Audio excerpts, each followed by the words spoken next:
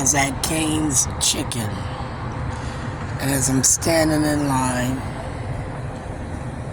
woman walks in front of me. Nothing new, except for she was Somalian, and the way she dressed, the way she sashayed her ass in front of me, made me look behind me, and there was an older man with her, and he had another young woman with her. And as he was on his phone, I thought, was this a case study? Are we now comparing Black Beauty? Because for me, she looked like a Bratz doll. And as she looked like a Bratz doll for me, I thought, I wonder how old she was, because I am 53. I wondered, was she half my age based on the Somalian man and what I considered to be the local comparison of the Somalian African culture done by Ilhan Omar, who seems to be using the COVID as a ways and means to intimidate me, retaliate, and inflict my phone with commercials, which made me get my phone to record.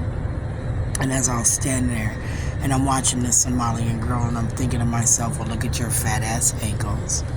You know, I don't have very much fat on my body, but under the ideology that some women just like their body a certain way, even anorexic women who see themselves are fat, they're really, really skinny, like bone thin, because they still see themselves a certain way.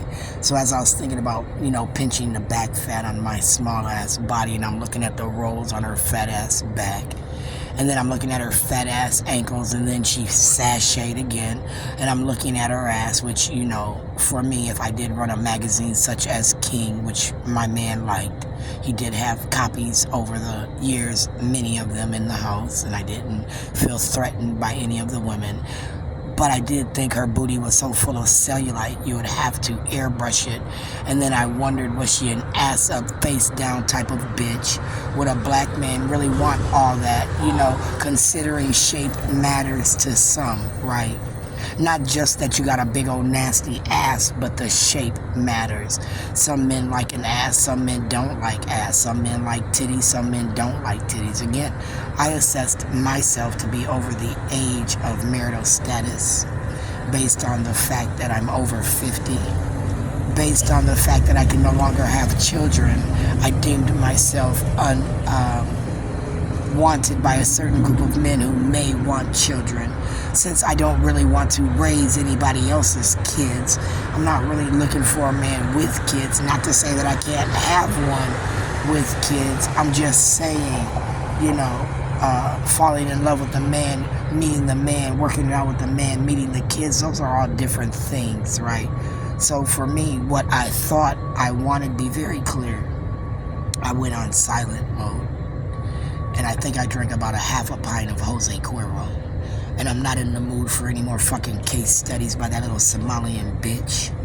I'm not in the mood for any Abdi Warsame housing motherfucking games, because like I told them, to even hand me that motherfucking bill was damages based on the fact under consumer law, state of Minnesota, they did not take me to district court in 2015 after I went to that arbitration hearing where they said I had no legal standing because I still couldn't produce Shayla and Michael's diploma, which means that if I couldn't produce the diploma, they didn't even have to talk about whether or not they had to give me a credit because I was kicked out already. So they just ended the meeting, and I'm not gonna play that game. You understand? I don't want to anymore.